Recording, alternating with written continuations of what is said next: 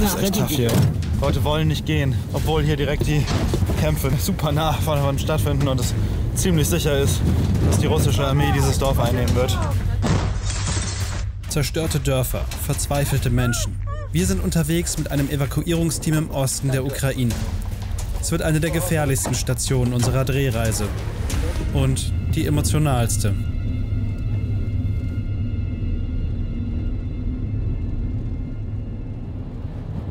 Früh am Morgen fahren wir in Richtung der Region Donetsk. Wir sind mit einem Team der White Angels verabredet, einer Sondereinheit der Polizei. Die Leute vor Ort haben sie so genannt, weil sie mit ihren weißen Autos die letzten Menschen aus Frontgebieten retten. Also dorthin gehen, wo sonst kaum noch jemand wohnen will oder kann. Es sind oft ältere Menschen, die in ihren Häusern bleiben, solange es nur geht. Und erst dann bereit sind zu fliehen, wenn die Front quasi vor ihrer Türschwelle verläuft.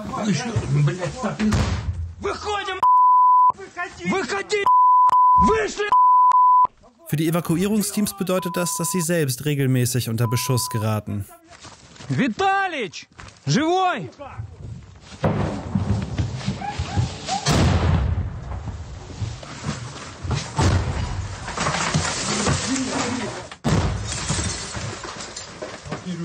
Sie retten Leben und riskieren dabei selbst zu sterben.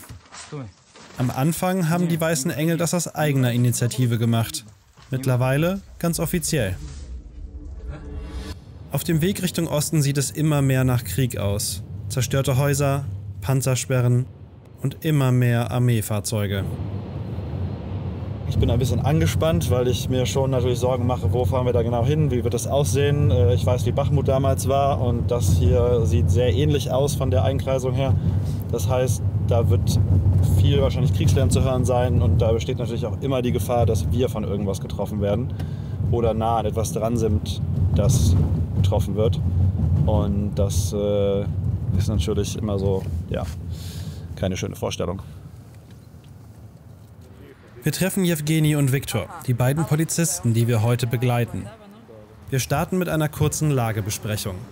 Mit dabei ist auch Olli, unsere Fixerin, die den Dreh organisiert hat und für uns übersetzt. They're going here, so that's where we are. Yeah. They're going to Konstantinopel. Yeah. There are already going to be people. How is the situation in the town right now? Ну, сьогодні білок телефону. Намагатися будемо як найбезпечніше, швидше. Відпрацювати, щоб не підвергати небезпеці і не цивільних. Wir fahren erst noch im eigenen Auto weiter Richtung Osten. Sobald wir in Frontnähe kommen, werden wir in den gepanzerten Transporter der White Angels umsteigen.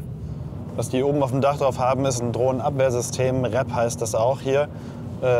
Und das zeigt, glaube ich, sehr deutlich, wie sehr sich die Kriegsführung mittlerweile geändert hat. Also wir sind ja quasi normale zivile Fahrzeuge, die jetzt nur in den frontnäheren Abschnitt fahren, aber trotzdem plötzlich der Gefahr ausgesetzt sind, von diesen, ja, zum Beispiel FPV-Drohnen mit Sprengsätzen dran getroffen zu werden, was eine ziemlich krasse Veränderung von so einer Kriegsführung ist, weil jetzt plötzlich Frontabschnitte, die vorher vielleicht sogar noch einfacher auch für zivile Leute oder für Presse befahrbar war, plötzlich hochgefährlich werden und man überhaupt nicht abschätzen kann, von wo plötzlich der Angriff kommt und vor allem, wenn er kommt, man überhaupt nicht flüchten kann, weil die Dinger schneller fliegen, als ich mit dem Auto fahren kann. Das heißt, ich kann nicht mehr wegfahren. Und was vorher dann vielleicht Panzerabwehrwaffen waren, die natürlich auch sehr tödlich sind, aber von denen dann auch ein Soldat wirklich selber auf Schussweite sein muss, mich anvisieren können muss, ein bewegtes Ziel treffen können muss, fliegt jetzt jemand mit einer Drohne seitlich über mir und greift einfach aus dem Nichts an.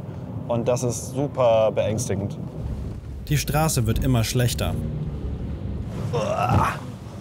Sorry, nicht gesehen. Wir kommen an einem frischen Grabensystem vorbei. Wenn die Orte weiter vorne fallen, werden sich die Soldaten wohl dorthin zurückziehen. Am letzten halbwegs sicheren Ort legen wir unsere Schutzwesten und Helme an. Ab hier geht es im gepanzerten Wagen der White Angels weiter. Unser Zielort liegt nur 7 Kilometer von der Front entfernt. Ich frage Jewgeni, wie zuverlässig das Drohnenabwehrsystem ist.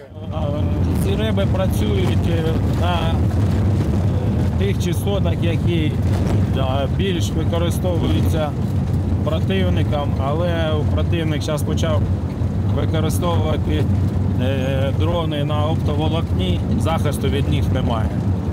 What would happen if an FPV drone would hit the car? Is it guarded enough? Is it armored enough to hold that attack?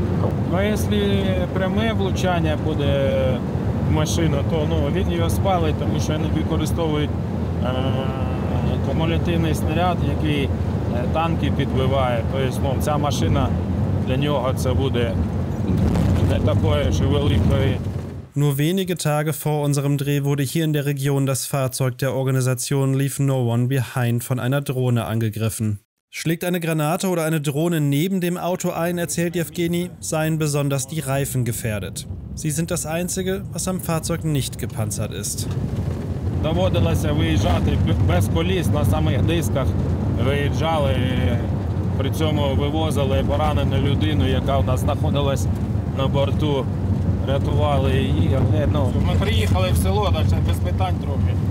Okay, let's stop discussion please, because it's already the village. Okay. They nervous. So, wir sollen jetzt keine Fragen mehr stellen. Wir sind jetzt im Evakuierungsort angekommen. Das heißt, wir sind jetzt in der Gefahrenzone und jetzt muss alles sehr schnell gehen. Kaum zu glauben, dass hier überhaupt noch Menschen leben sollen. Die White Angels haben heute Evakuierungsaufträge für 3 Häuser. Und keine Zeit zu verlieren. Je schneller wir hier wieder rauskommen, desto besser. Zum Glück sind die Bewohner des ersten Hauses sofort abfahrbereit. Доброго дня. Готові? Ух, ёка мать. Что, не влезет? Ох, ёка мать. А куда ж я их буду погрузить?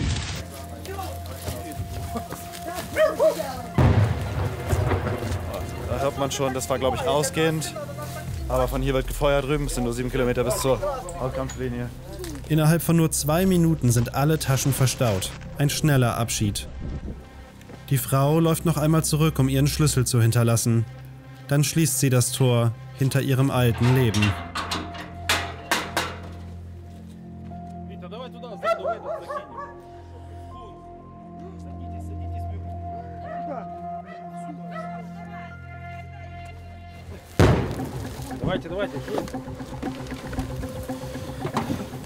Wir haben zweimal, glaube ich, ausgehenden Beschuss gehört, zweimal ein bisschen weiter entfernt auf jeden Fall reinkommenden. Dann die ältere Dame war am Weinen, wenn sie das Tor geschlossen hat. Der Hund ist da geblieben, hat drinnen gebellt. Super traurig. Wir brettern weiter zum zweiten Haus. Raus. Es geht hier alles so schnell, jetzt sind wir im nächsten Hof. Der ältere Mann, der im ersten Haus zugestiegen ist, führt die Polizisten zum Eingang.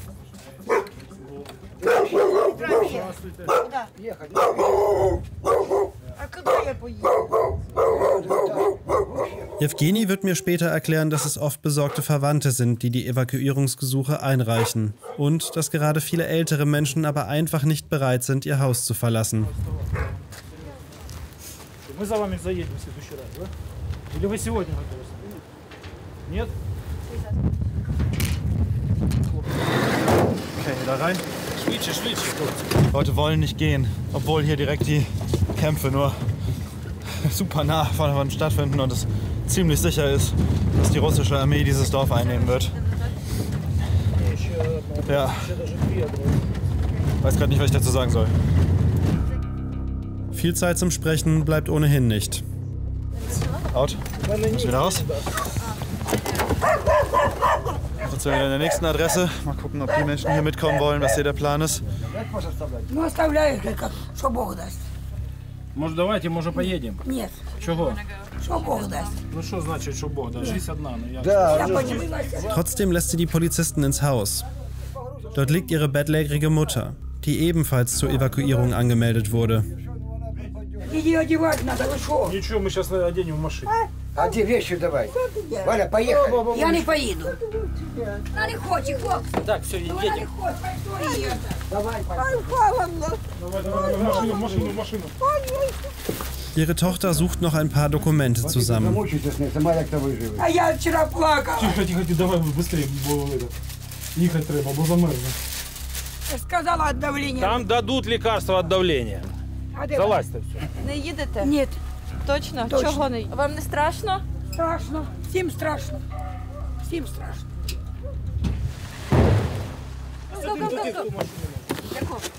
Сьогодні нельзя. Що вона там кричить? Пила вона. Echt tough hier. Слухайте, там вона щось махала, казала, що... Ich nehme das gerade total mit. Das ist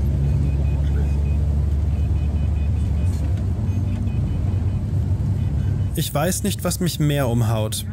Die Frau, die allein in ihrem Dorf zurückbleibt, auch wenn es sie vielleicht das Leben kostet? Oder ihre Mutter, die wir zwar in Sicherheit bringen, aber gleichzeitig brutal aus ihrem Zuhause reißen, ohne dass sie es richtig versteht. Wir rasen über die schlechten Straßen, um kein leichtes Ziel abzugeben. Die alte Frau wimmert und klagt während der ganzen Fahrt. Schließlich halten wir an einem Übergabepunkt, außerhalb der akuten Gefahrenzone. Hier werden die Evakuierten an zivile Helfer übergeben, die sie in Notunterkünfte bringen.